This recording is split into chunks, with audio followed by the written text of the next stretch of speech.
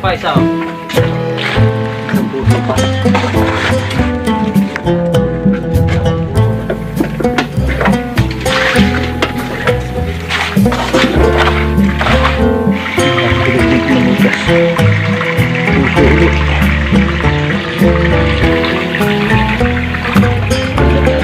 Buhay na ba ito nasa loob? Naroon na sa baba. Aba!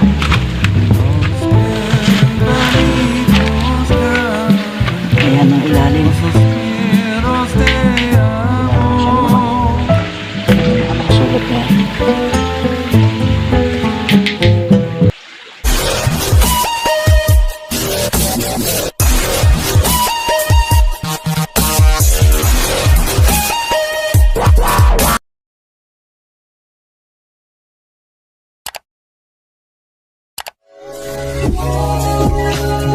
Panibagong Yamashita Treasure site na naman o lugar na pinagbabaunan ng kayamanan ang natuklasan at posibleng 2 kahon ng gold bar ang kanyang makukuha dito. Panoorin ninyo para makita ninyo ang ilan sa mga nakakamanghang marka, bakas ng mga kamay ng mga Japanese Imperial Army.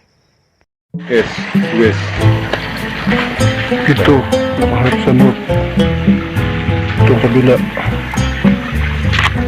nakaharap sa south. Sa south.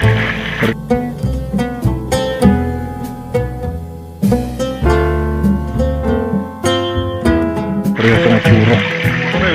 Ang itsura ng ilog.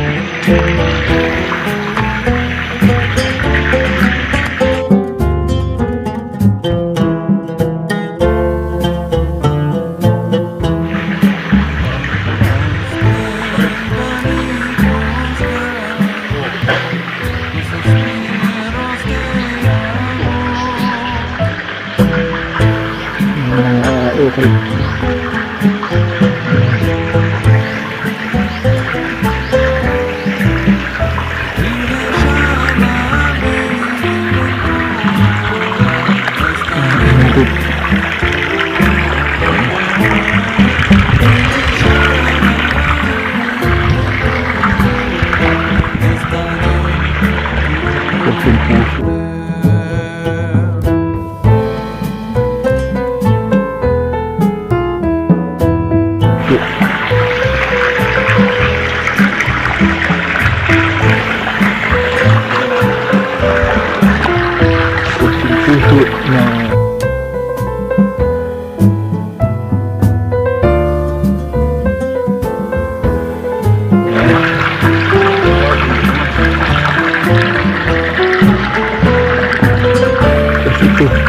Ito square.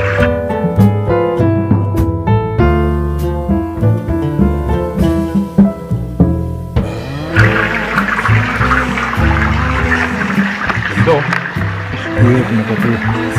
May malaking puno sa babaw. Tumutol na lang. Tumutuli.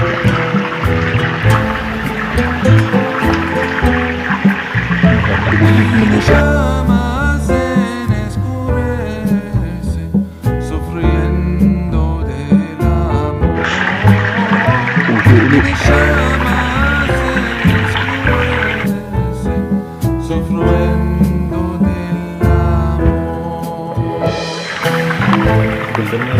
Buhay na ba ito nasa loob? Yung nga dito shell, galing sa dagat.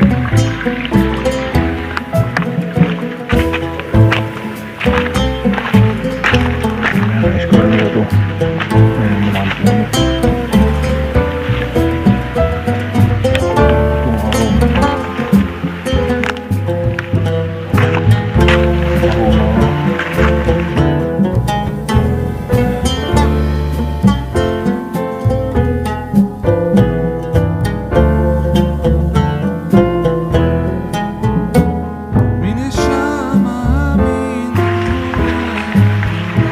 Kakaba ako. Tapos may butas dito. Nakpan lang namin. Ito, isin niya ang butas yung katakit. Aba.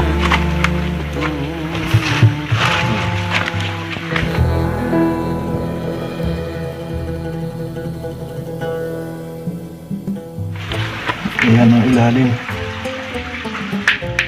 Wala naman siyang laman. Dalawang butas. Ano yung makasulat niya?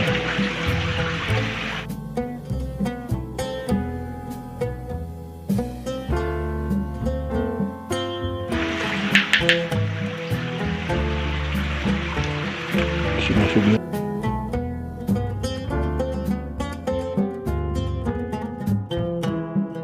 Sinusubi lang namin.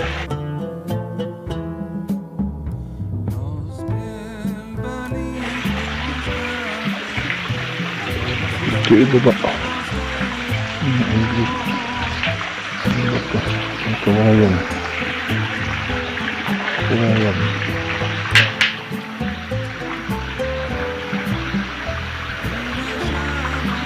Tapos yung mga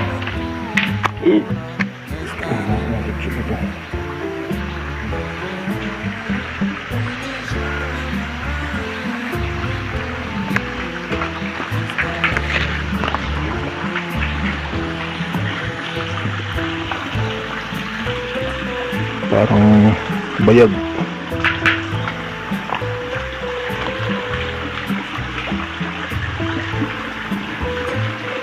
Kurting bayag may punta din. Yung mga kanal na hindi maintindihan kung sino may gawa.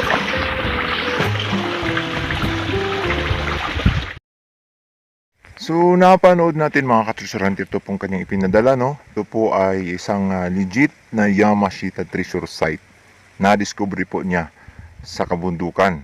At mapapansin natin na ito po ay ginawa talaga ng tao sapagkat maganda ang pagkahugis at may mga forma ang mga bato na halatang sign.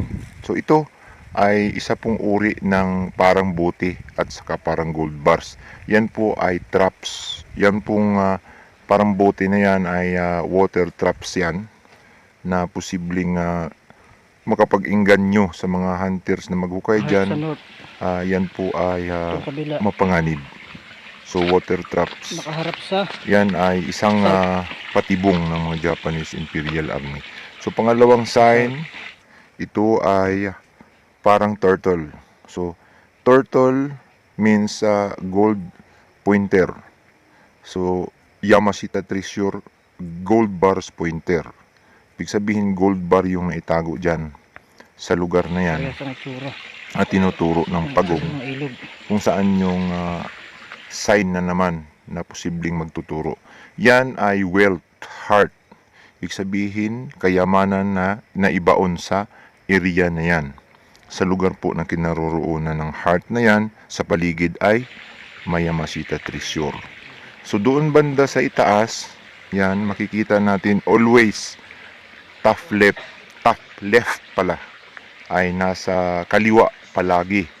Kapag sa heart ay nasa kaliwa palagi ang gold bar deposit. Tandaan po natin yan. So always doon sa kaliwa sa may mga bato, yan po ang tinuturo ng sign ng heart. Yan ay naka-engrave, no? Yan. Kinanal talaga ng kamay yan at halatang ginawa ng tao. So heart na naman yan. Rich object was buried, sabi niya. Kayamanan, bagay na ginto na ibinaon dyan. Always heart ay ginto at saka turtle yan. Ginto talaga yan. So dalawang puso, ibig sabihin dalawang treasure. Dalawang box, maaring dalawang box yan. Kasi dalawang heart means dalawang kayamanan. Dalawang box na kayamanan. So may makukuha din siya dyan kapag naghuhukay siya. Hugis puso din na dalawa. Dalawang hugis puso din ang marker niya sa ilalim. Yan, box type. Ibig sabihin, box ang nailagay dyan ng gold bar. Dyan sa lugar na yan. Maring hindi yan yung batong yan. Sign yan. So, mamaya-maya ay lilitaw yan sa dulo kung nasaan yung eksaktong paghuhukayan.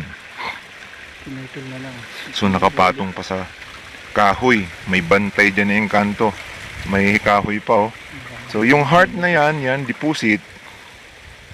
deposit at saka doon tinuturo niya object. So object daw dyan, may object. Ibig sabihin may diamonds dyan.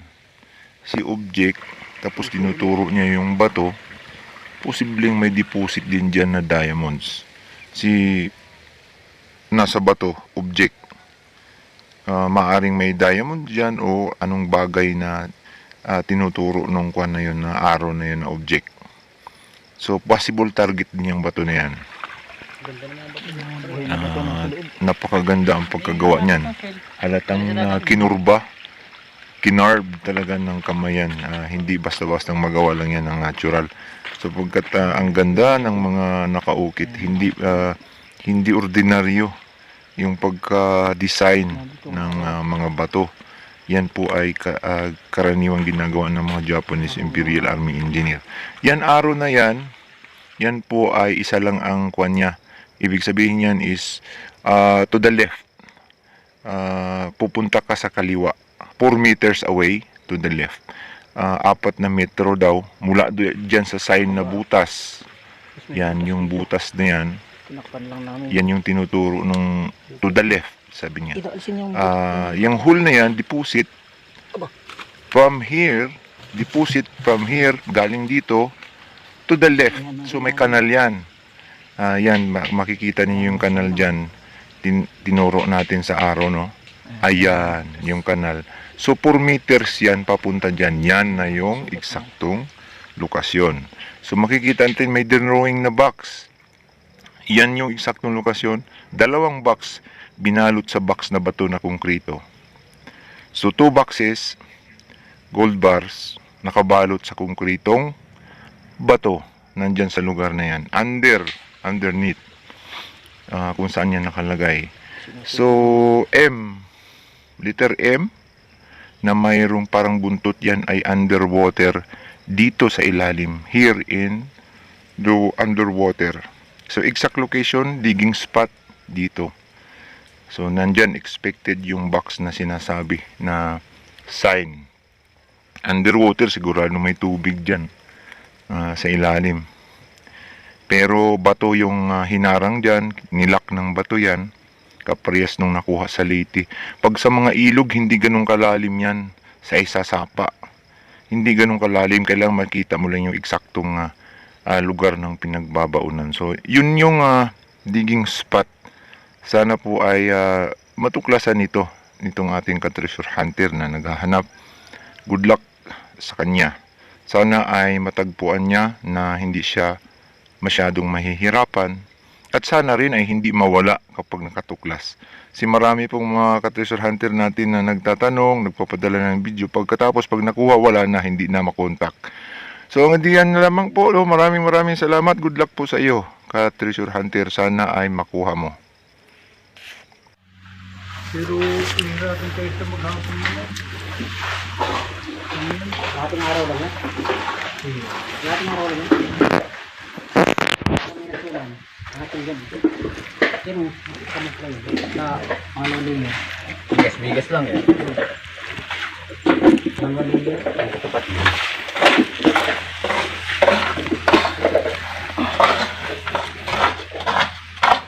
Mga ilang feet na yan na okay natin yan.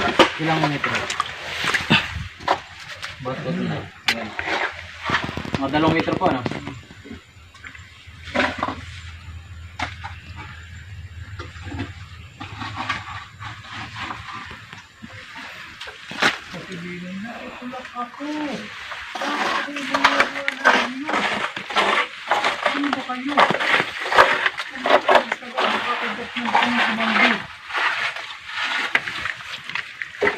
Matagal itong mapuno ng tubig kung hindi magulan.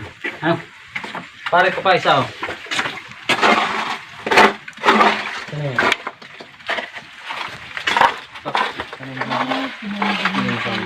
Oh. Isang puso pa. 2 puso.